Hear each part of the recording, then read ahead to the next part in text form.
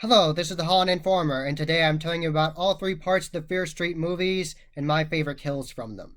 There are lots of really cool kills in these movies, and starting out with part 1, Fear Street 1994, it has a really good opening to the movie. It has an obvious homage to Scream, and I like that kill. It's cool, and it's interesting how you find out it's Ryan, and then the cop kills him, Officer Good. And it's really interesting how that movie progresses. I like all three of the Fear Street movies, and there's lots of very interesting kills in these movies. And definitely a standout to me, other than that opening scene in the first movie, would definitely be the kill where the girl gets her head put through that bread cutter, where it looks like it's a bread slicer. You see some loaves of bread on some trays, and then you see her head go through that slicer.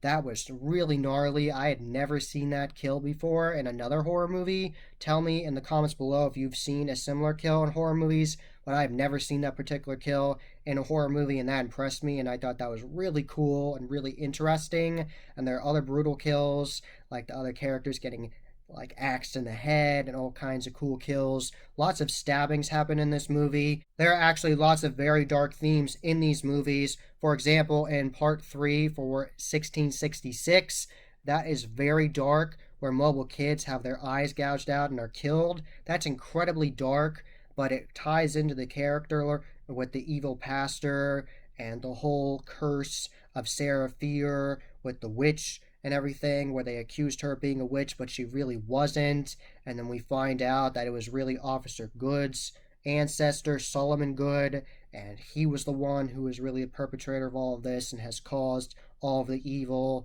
and that these kids are actually taking care of that. I thought the stories were interesting, and those kills in the first movie were good. They were brutal. There was lots of stabbings. I really liked the opening scene and that slicer kill. And in the second movie, there were tons of kills with that killer in it, with Camp Nighthawk.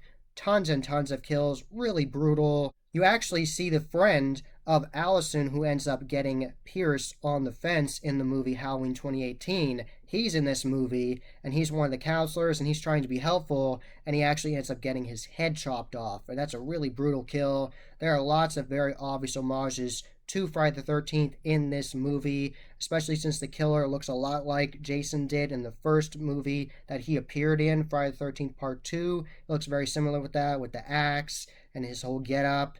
And I just really liked that movie. I thought it was really cool. I liked the obvious homages. I liked the actors. I liked the jokes in it. I liked the kills. Something that these movies do not shy away with is killing kids. You do not actually see it, it's off screen, but they have it in the storyline, and it's very gruesome and very grisly. And most horror movies actually have that be taboo, and they don't really do that. But I thought it was interesting that they definitely fully went with that and had multiple scenes in multiple movies that had kills with kids in it, and you actually see the end result of the killer killing a kid in part 2, and it's very gruesome, and it really messes with the counselor Good.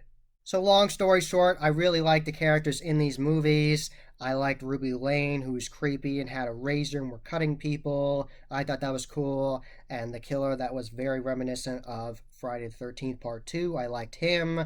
And that just creepy guy who was the creepy killer mailman, I liked him.